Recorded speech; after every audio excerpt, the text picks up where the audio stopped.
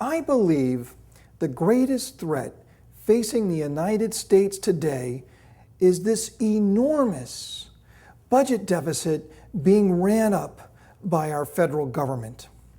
Think about this for a second. Our federal budget this year is nearly $4 trillion. In the history of the world, there has been a total of $4.5 trillion in gold that was ever mined. Our federal government spends almost as much as that each year just to sustain itself. In our first 234 years of existence, our federal deficit was $11 trillion. We will now double that in the next 10 years. And this is before we factor in the inevitable budget increases and tax increases due to the healthcare reform, due to cap and trade, and due to other entitlement and social agenda that is being pursued by this administration. You know, we could learn a lot about this by looking into the past. I want to talk about one of the greatest empires that was ever assembled, and that is the Chinese Empire at the end of the 17th century. Lord Macartney, the British ambassador, led an embassy to meet with Emperor Qianlong in 1798. And when he met with the emperor derisively addressed the ambassador and said, "We possess all things. We place no value on your ingenuity or your processes. We have no use for your manufactures." You know, China was at the height of its empire. It did not need anybody. Emperor Qianlong dismissed the British ambassador, told him to go back home, that they did not need anything that the British could offer. The British took meticulous notes. In fact, this is a map of that embassy showing the Chinese Empire as described by Emperor Qianlong.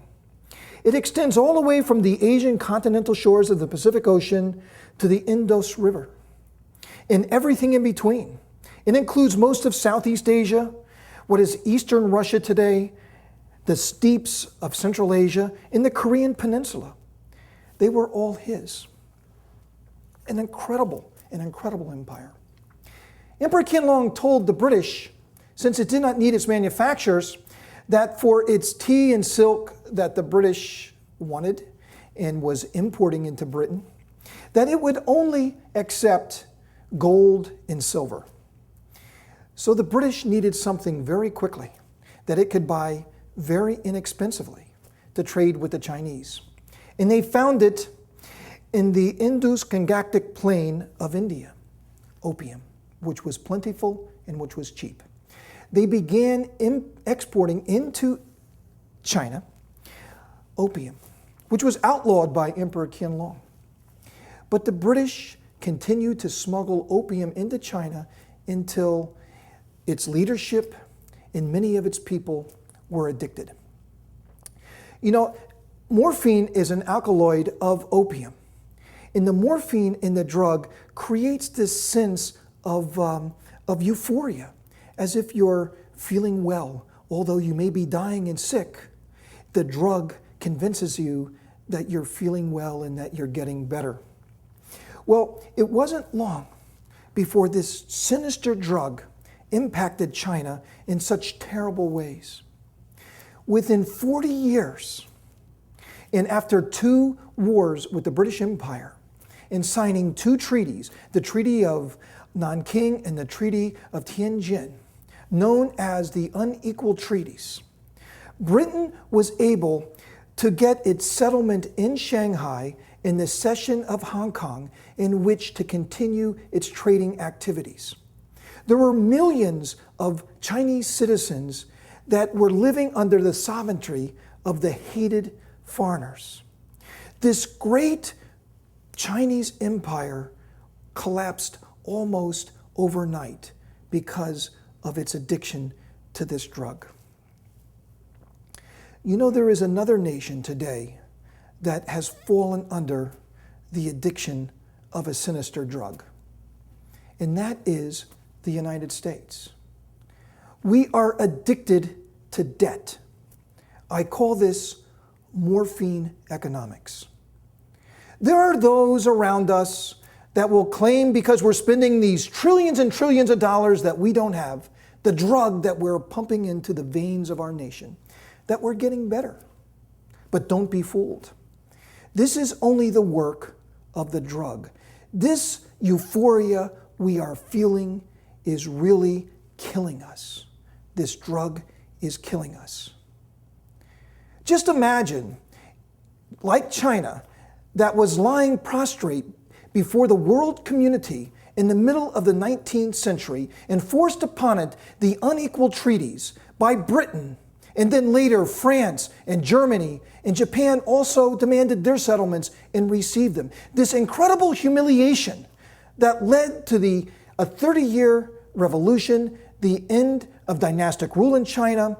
It ultimately led to things like the rape of Nanjing, the ultimate communist takeover of China in 1949, and of the purges of the Cultural Revolution. In fact, China is still feeling the impacts of their addiction to what I call morphine economics. Do you think that the world community would treat the United States any differently than they did China if ever we were lying prostrate before the world community because of our addiction?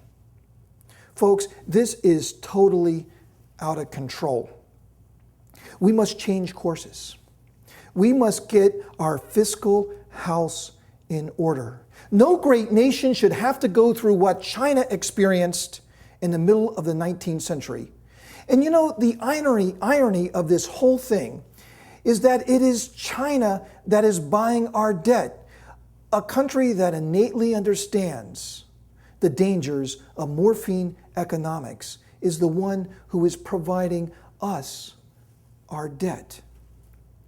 You know, I don't believe that Emperor Qianlong, wherever he rests today within his ancestors, enjoys watching a great nation like the United States make the same mistakes that he did.